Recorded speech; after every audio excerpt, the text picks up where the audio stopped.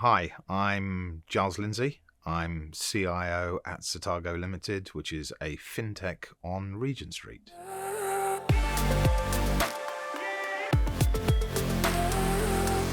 As interim CIO at Satago, I've got a core remit and a sort of a fixed term remit to come in and actually bring about innovation and change and betterment of ways of working in the organization. And that's right the way across the organization as a whole, not just simply in technology. While technology is my sort of bread and butter, and I normally operate as a CTO, this actual role has given me sort of a bit of a broader remit to be able to help the business as a whole.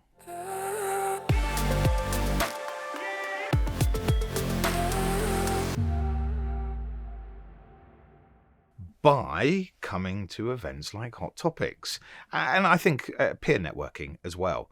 We were actually having this conversation at lunchtime earlier with a few colleagues, and for me, it's all about making sure that the big industry players are also sharing enough about what they're doing in the technology space, so that we as tech leaders can then obviously learn from it and share it with the rest of our organizations.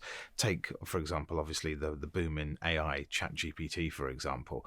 If businesses aren't actually considering picking this up right now today, honestly, tomorrow they're going to be left behind. So we're already talking. What's great is, our CEO is already thinking about how can we leverage the usage of something like ChatGPT to enhance our business, which is the right conversation to be having.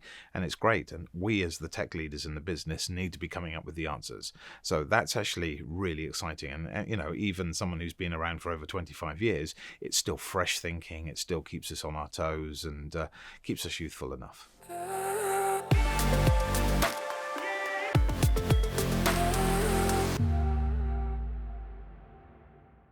How to be the voice of technology, how to be the voice of change when obviously CEOs most often and the other parts of the organization design are possibly technology adverse or aren't actually sort of bought into the particular technology roadmap that you're trying to sell or use for the betterment of the business.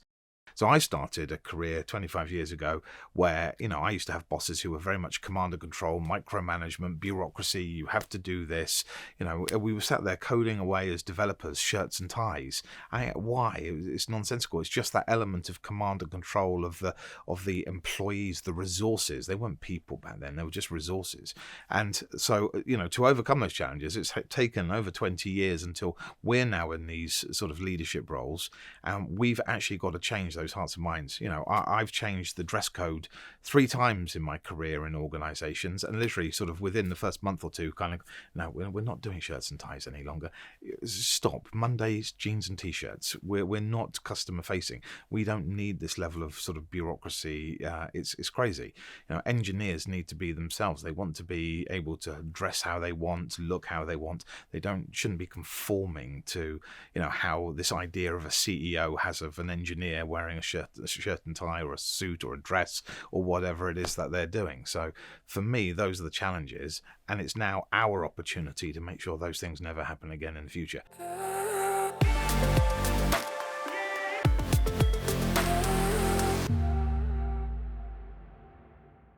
What we've got to do is also, there's a huge amount of untapped resource in the technology space in inner city schools, colleges as well, where they're not getting the exposure or the experience of STEM in the right way either. So going to those people, talking to them about the experiences of working in technology, just like we saw with the tech girls at lunchtime today, that's what we need to be doing more of. I think there isn't a shortage. There are people that we can tap into in places where technology isn't usually thought about because they're just not exposed to it. I think there's an entire world where we can have some fantastic people with backgrounds who just wouldn't normally roll into the world of technology, women who just don't naturally roll into that world of technology either. I think we can solve it by thinking smarter and differently about where these people come from.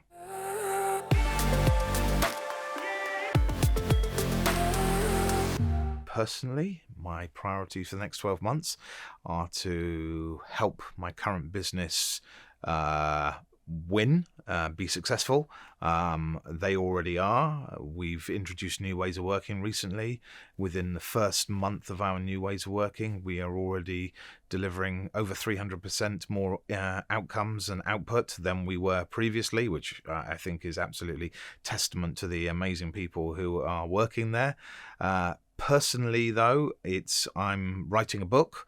And I'm looking forward to trying to work out how I publish this, and hopefully it'll be on the desk downstairs this time next year when we do Hot Topics 2024.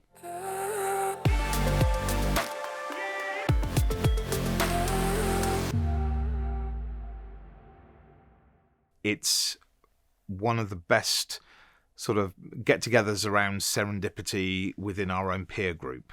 We don't often get this opportunity to come together to talk to our peers, like-minded friends. And through Hot Topics, I've made some great friends over the last few years, which is absolutely fantastic. But we were talking at lunchtime today, and we sort of said, it's like as soon as you have sort of finished this day's event, there's nothing else until we possibly come back together in October or next year or whenever the next events are. So while it's fantastic to sort of pull us all together, I think there has to be something more in that interim to fill the void before we all suddenly come back and do this all again, because we've still got all the same challenges to solve. We're still working with all this, the same problems and customers. And, if we had some other platform or environment where we could still be collaborating post the big Hot Topics event, I think that would be awesome.